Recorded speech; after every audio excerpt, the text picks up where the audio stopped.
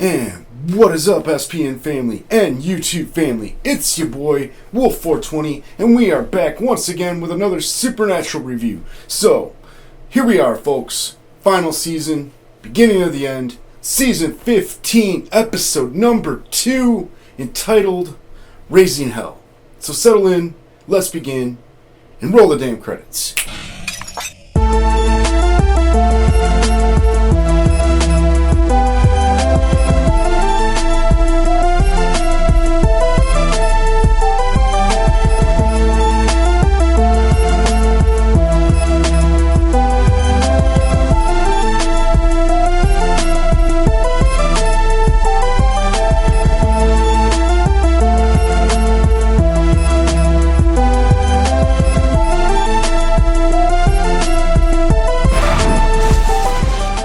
And welcome back.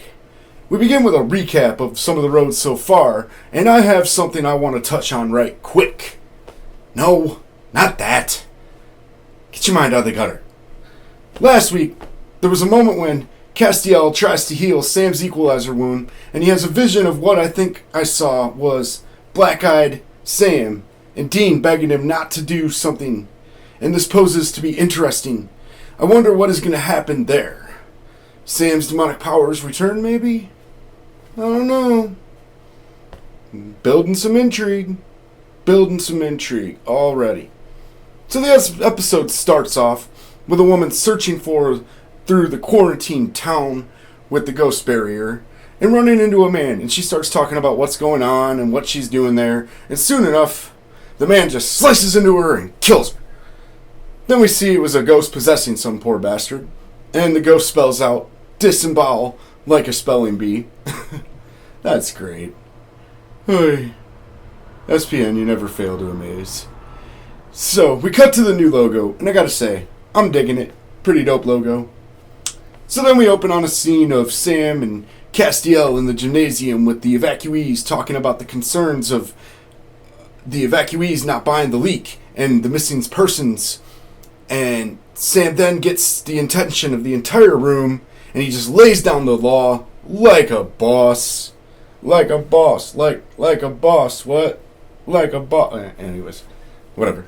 Then we cut to Dean and Belfajek patrolling the barrier and talking. And they both voice their dissatisfaction that they have to team up with each other's prospective kinds. You know, Dean having to work with another demon again, and Belfie having to work with hunters. You know. So we have an interesting time there. Yeah, Belfie. There's an angel in that mix too, don't forget. So eventually it's revealed that one of the ghosts is in fact Jack the Ripper. And Dean says, cool. That's great. I would too, Dean. Nah, I'd probably be more like, oh shit, WTF. So then we got to some of the evacuees plotting to sneak into the quarantine zone, and the man is wanted to go search for his missing wife, who is the woman who was slaughtered before the intro. Yeah. Of course. And then we cut to a house, and inside, Jack the Ripper got gutsy and gathered a gruesome gaggle of ghoulishly ghastly ghosts. Yeah. And he's plotting to break free from the barrier. You know. And then we cut to a couple of the evacuees sneaking through the quarantine zone line, and they're accosted by a couple of the gruesome ghastly ghosts. Yeah. So then we cut back to the gymnasium with Sam and Castiel talking about telling the family and about finding the missing wife's body, and Sam doesn't want to tell them about the murders yet because people are barely holding together as it is. So then Rowena bursts in the room and is like, am I interrupting something? And Sam tries to ask her to make the soul trap to capture all the ghosts, and she says she can't do that. So I guess we don't get to see a Sam and Dean pull a Ghostbusters, huh? Well, a hunter enters the room and telling Sam that they have a situation, and we cut to Dean and Belfajek facing the evacuees, and Sam arriving on the scene to ask what's happening. Dean tells him that the man went looking for his wife, and Sam began to try to tell him to return to the gymnasium, but it turns out they're possessed, and Jack the Ripper attempts to use the people as hostages.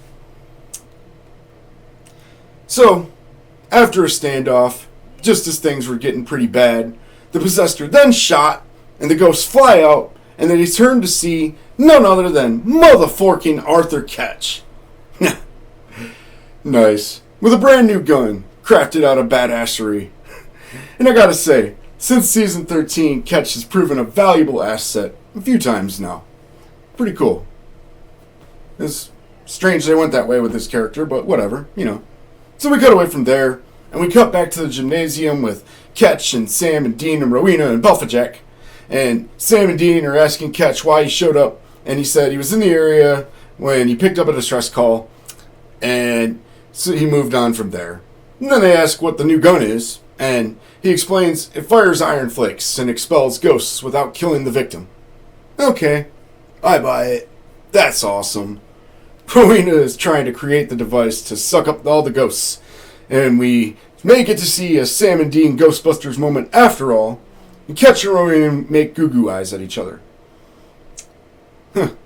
Sam and Dean look at each other knowing what's up, and Belfajack walks into the room, and it turns out Ketch was there to assassinate Belphegor, but they tell Ketch that, well, right now Belphegor is necessary, so Ketch is on board to help them and not kill Belphy.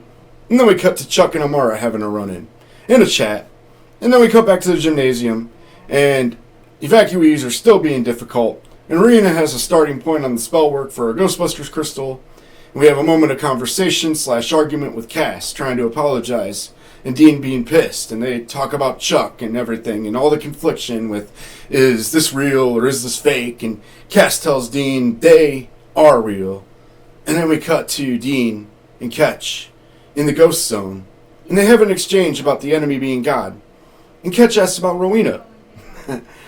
Earlier on, Rowena asked about Ketch. These two want to get busy getting busy. Yeah, baby. Yeah, baby. Dean gets word about 2 hunters being missing. And now we cut to Dean and Ketch hunting for the hunters in a building, and they face off with Lizzie Borden. Ketch got flung hard, and then she begins flinging Dean all about and brandishing an axe, and she's stopped by the power of the voice. Whoa. And she's made to leave, and it turns out it's Kevin Tran who did it. Wow. Good to see Kevin again. That's cool. Awesome. So Kevin explains that he's been in hell this whole time, and he has some pull. And he also explains that the warding is fading fast, and he has an idea, and Dean vows to get him to heaven. And then we cut to Chuck talking to Amara, and wanting to leave with her. And she explains she is fine, and she likes it on Earth. And Amara notices that something's up with Chuck. Let me say here, though, that God said if he dies, that's it for existence. And we find out Amara is still around too. And what's more, she actually likes it on Earth now. Interesting. I'm wondering if Amara is going to work with the boys. And all because Chuck has gone mad with power after eons. And so it's his turn to be locked up. And like Amara was. And the new god becomes Amara. So then we cut to Sam and Dean talking about the warding fading, and Belfajack tells them it was a one-time spell. And he also tells them that Kevin actually can't go to heaven after being in hell. Meanwhile, Sam winces with his shoulder after Chuck was poked in his shoulder. And then we cut to the gruesome gaggle of ghastly ghosts, and Kevin trying to infiltrate them, and he fails miserably. Ah, shit. So then we cut to Rowena and Ketch, doing calculations and magic research, and the innuendos start flying all about. And it's pretty interesting. And then Ketch and Rowena can combine science and magic to make ultimate power! Then as they start getting hot, the phone rings, and Rowena gets cranky. That's a funny scene. It's a good ship. It's a good ship, I'm digging it. So then we get back to work after the call, and we cut to Rowena taking what she is working on to the boys, and has a run-in with Jack the Ripper, who is in fact an ex of hers, and he tells her to deliver a message to the boys, and Ketch drops in to fight the Ripper, gets knocked out. What the what? So the ghosts had Kevin, and now they got Ketch too. And we cut away from there. We cut to the boys, and Rowena runs up and tells them they were attacked and told them about having the ghosts having Kevin, and we cut to the boys running in to face Jack the Ripper and save Kevin. And that's interesting. And then Jack the Ripper tries to kill Kevin and torture him until Dean caves in to bust open the barrier for him. And then Rowena and Cass bust in and Rowena uses the soul catcher. Who are you gonna call? Rowena! Who